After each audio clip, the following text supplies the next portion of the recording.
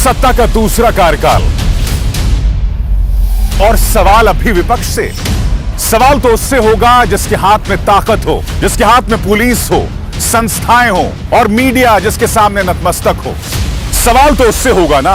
हम लेकर आए खबरों का एक ऐसा शो जिसमें सवाल होंगे सीधे, बेलाग और बेबाक उनसे जो सवालों से बचते हैं, जिनके हाथ में ताकत है।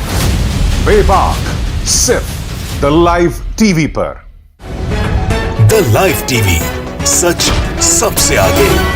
नमस्कार, आप देख रहे हैं बेबाक। मैं अभिसार शर्मा। दोस्तों, आज बेबाक में मैं आपको बतलाने वाला हूं कि किस तरह से इस्राइल लगातार बेरहमी दिखा रहा है और अमेरिका का दोगलापन सामने उभर कर आ रहा है।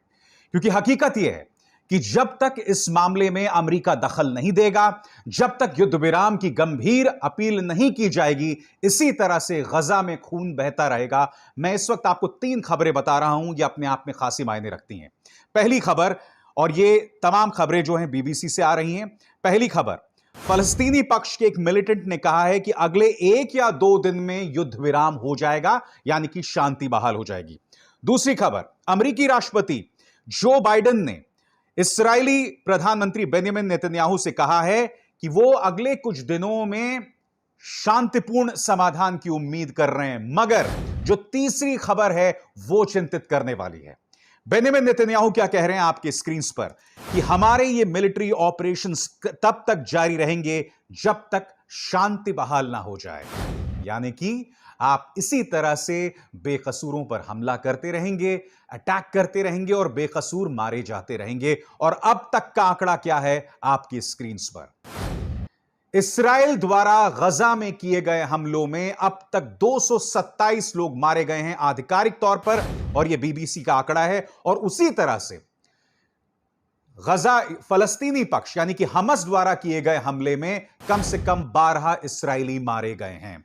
और मैं स्पष्ट कर दूं, एक एक व्यक्ति जो मारा जा रहा है उसकी जान बेशकीमती है, चाहे वो इस्राएली मारा जाए या फलस्तीनी पक्ष का मारा जाए। मगर इन आंकड़ों से साफ हो जाता है दोस्तों कि ये लड़ाई जो है वो पूरी तरह से एक तरफा है। यानी कि इस्राएल अपने हथियारों के दम पर, अमेरिका की धौंस के दम पर लगातार हमले कर रहा है और उसे रोकने वाला कोई नहीं है। मैं आपको बताना चाहता हूं वहां से किस कदर निर्मम दास्तानें आ रही हैं। आपकी स्क्रीन पर दोस्तों ये तस्वीर देखिए। ये हैं डॉक्टर अबू अल औफ। कौन है Abu Al Auf? Doctor Abu Al Auf वो शख्स हैं जिन्होंने फलस्तीन के अंदर, गजा के अंदर जो है वहां जो उनकी कोरोना को लेकर लड़ाई है उनका चेहरा बने हुए थे। मगर आप क्या जानते हैं, इस्राएली हमले में न सिर्फ डॉक्टर अबू अल औफ मारे गए, उनका पूरा परिवार भी मारा गया। अब मैं आपको एक तस्वीर दिखाना चाहता हूं, बहुत ही मार्मिक तस्वीर है। यह तस्वीर है उनकी प्यारी सी बिटिया की जिसका नाम तला है। इस हमले में तला भी मारी गई। और ना जाने कितनी ऐसी दास्तानें, कितनी ऐसी खबरें सामने हैं जहां इस्राएली हमले में बच्चों तक को नहीं बख्शा जा रहा है। मगर आज बेबाक का मकसद यह है कि अमेरिकी जो दोहरे मापदंड है वो खुलकर सामने आ रहे हैं। मैं आपको बतलाना चाहता हूं, दिखाना चाहता हूं कि अमेरिकी राष्ट्रपति जो बाइडेन से जब पत्रकारों ने इस्राएल के मुद्दे पर पूछा तो आप देखेंगे किस तरह से इस सवाल का जवाब दिए बगैर वो भाग निकले। देखिए। Mr. President, This sucker's quick. how's it drive? Mr. President, can I ask you a quick question on Israel before you drive No, away? you Since it's so can't. important? Not unless you get in front of the car as I step on it. I'm only teasing. Okay, here we go. You ready? See it, sir. और पत्रकारों से इस बातचीत जिसमें वो भगोड़े हुए, इससे बस कुछ देर पहले अमेरिकी सेनेटर रशीदा तलैब ने उन्हें जो है उनका सामना किया था और उनसे पूछा था कि आपके इस तरह दोहरे मापदंड क्यों दिखाई दे रहे हैं, आप इस्राएल को हथियार क्यों बेच रहे हैं। और ये जो तस्वीरें देख रहे हैं जिसमें रशीदा उनसे लगातार सवाल कर रही हैं, जो बाइडेन के पास कोई जवाब नहीं था। और मैं आपको बताता हूं जो बाइडेन के पास जवाब क्यों नहीं है। एक एक खर की खबर मैं आपको बताता हूं। सबसे पहले यह खबर आपके स्क्रीन पर है दोस्तों, ये वॉशिंगटन पोस्ट की खबर है। इसके अंदर इसकी शीर्षक पढ़िए, इसका हेडलाइन पढ़िए, power up, Biden administration approves 735 million weapons sale to Israel, raising red flags for some House Democrats. यानी कि इस वक्त इस्राएल और फलस्तीन के बीच संघर्ष चल रहा है और अमेरिका ने 735 मिलियन यूएस डॉलर्स की जो सेल है उस पर स्वीकृति की मोहर ठोक दी है। और ऐसा नहीं कि उनका विरोध नहीं हो रहा है। आपने रशीदा तलैब को देखा किस तरह से वो जो बाइडेन से सवाल कर रही थी। अब आपके सामने एक और खबर, किस तरह से अमेरिका जो है, जो डेमोक्रेट्स हैं, वो दो फाड़ हो गए हैं।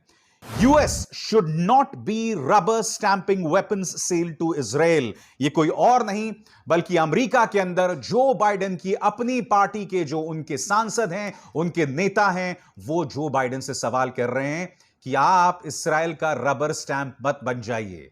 आपसे कोई सवाल पूछता है और आप बिल्कुल उन्हें हथियार बेच रहे हैं। $735 मिलियन बेचना यह बहुत कम आंकड़ा नहीं है दोस्तों। और यही नहीं, एक और खबर, और यह भी बीबीसी के हवाले से, युद्ध विराम को लेकर जो अपील की जा रही है संयुक्त राष्ट्र में, अमेरिका उसमें दखल दे रहा है। खबर क्या है, मैं आपको पढ़ के सुनाना चाहता हूं दोस्तों। अमेरिका ने बुधवार को कहा कि संयुक्त राष्ट्र सुरक्षा परिषद में फ्रांस के उस प्रस्ताव का वो समर्थन नहीं करेगा जिसमें इस्राएल और फलस्तीनियों में युद्ध विराम की बात है, यानी कि युद्ध खत्म हो। अमेरिका का कहना है कि ऐसे किसी भी प्रस्ताव से तनाव को कम करने की कोशिश को धक्का लग सकता है। संयुक्त राष्ट्र में अमेरिका के एक प्रवक्ता ने समाचार एजेंसी एएफपी से कहा, हम इस्राएल और फलस्तीनियों के संकट को लेकर पूरी तरह से स्पष्ट हैं। हमारा ध्यान हिंसा खत्म करने के लिए जारी राजनयिक कोशिशों पर है। ऐसे में हम सुरक्षा परिषद में किसी भी तरह के प्रस्ताव का समर्थन नहीं करेंगे। यह दोहरे मापदंड नहीं है। एक तरफ अमेरिका कह रहा है कि साहब हम चाहते हैं कि शांति बहाल हो दोनों पक्षों में, मगर जब युद्ध विराम को लेकर फ्रांस प्रस्ताव लेकर आता है तो आप उसमें अड़ंगा डालते हैं। यानी कि अमेरिका कहीं ना कहीं चाहता है कि इस्राएल अपनी धौंस को जारी रखे। और इसका एक और प्रमाण अब मैं आपको देने वाला हूं। सुनिए, जब जो बाइडेन से पूछा गया था तब उन्होंने क्या कहा था कि इस्राएल को अपनी जमीन की रक्षा करने का पूरा अधिकार है क्योंकि उस पर हजारों की तादाद में मिसाइल दागे जा रहे हैं। क्या कह रहे हैं जो बाइडेन, सुनिए, यहां से इनका दोगलापन जो है वो और साफ हो जाता है। But Israel has a right to defend itself when you have thousands of rockets flying into your territory. But I had a conversation for a while with the Prime Minister of Israel, and I think that my hope is that we'll see this coming to conclusion sooner than later. मैं फिर स्पष्ट कर दूं दोस्तों, मैं फलस्तीनी जनता के साथ हूं। मैं हमास के साथ नहीं हूं क्योंकि हमास का एक चेहरा यह भी है कि वो एक आतंकवादी ग्रुप है। मगर इस्राएल के इन हमलों में वहां की बेकसूर जनता मारी जा रही है, वहां के आम लोग मारे जा रहे हैं। इसलिए यह कहना कि इस्राएल विक्टिम है, इस्राएल पीड़ित है, यह पूरी तरह से गलत है। मैंने शुरू में आपको आंकड़ा बता दिया। फलस्तीनी हमले में 12 इस्राएली अब तक मारे गए हैं और इस्राएली हमले में 227 लोग मारे गए हैं, 227 फलस्तीनी मारे गए हैं। यह बराबरी का मुकाबला थोड़ना है क्योंकि इस्राएल लगातार मस्जिदों पर हमला कर रहा है। आपने देखा होगा अल जजीरा का दफ्तर जहां था वहां पर उन्होंने हमला किया, यानी कि मीडिया की स्वतंत्रता पर उसे आपत्ति है। और वो बेकसूर बच्चों पर हमला कर रहा है। तला की तस्वीर को फिर से देखिए आप। 12 साल की तला को मार दिया गया, उसके पिता को मार दिया गया, वो शख्स जो कि लोगों की मदद कर रहा था। और मैं जानता हूं कि मेरे इस कार्यक्रम को कुछ मंदबुद्धि भक्त भी देख रहे होंगे। वो ये कह रहे होंगे कि भाई क्या तुम क्या फलस्तीन की आलोचना नहीं करोगे? मैंने स्पष्ट कह दिया, मेरे हिसाब से हमास जो है मैं उसका समर्थन नहीं करता हूं क्योंकि हमास का एक चेहरा यह भी है कि वो एक आतंकवादी ग्रुप है। हमास का एक और इतिहास है कि वो कश्मीर में भारत का विरोध करता है। वो कश्मीर में जो आतंकवादी ग्रुप्स हैं उनका समर्थन करता है।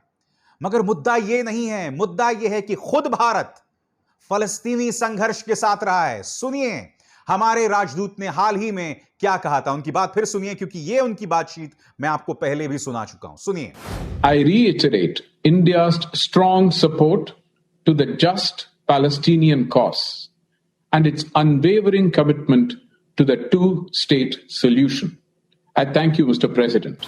और बात यहां नहीं रुकती है। आपको याद होगा अटल बिहारी वाजपेयी ने आज नहीं 1977 के वक्त कहा था कि हम फलस्तीनी संघर्ष के साथ हैं, उनकी जमीन को लेकर जो दावेदारी है हम उनके साथ हैं। और उन्होंने यह भी कहा था कि इसका शांतिपूर्ण समाधान हो।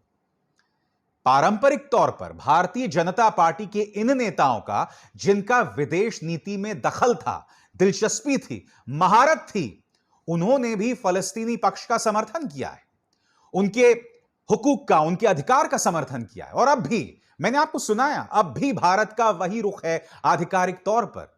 यह बात अलग है कि सोशल मीडिया में, ट्विटर में अपने भक्तों को मूर्ख बनाने के लिए तेजस्वी सूर्या जैसे उनके नेता कहते हैं कि हम इस्राएल के साथ खड़े हैं। नहीं, यह आधिकारिक भारतीय पक्ष नहीं है। आधिकारिक भारतीय पक्ष यह है कि भारत तटस्थ है, मगर जो फलस्तीन का शुरू से आंदोलन रहा है, उसकी जो जद्दोजहद रही है, भारत हमेशा से ही उनके शांतिपूर्ण प्रयासों के साथ लगा रहा है। मगर आज बेबाक को दिखाने का मकसद यही था दोस्तों कि साफ तौर पर अमेरिकी पक्ष में एक दोगलापन, एक दोहराव दिखाई दे रहा है। एक तरफ बात की जा रही है युद्ध विराम की, मगर इस्राएली प्रधानमंत्री बेंजामिन नेतन्याहू के रवैये से मुझे नहीं लगता कि यह युद्ध विराम आने वाले कुछ हफ्तों तक होने वाला है।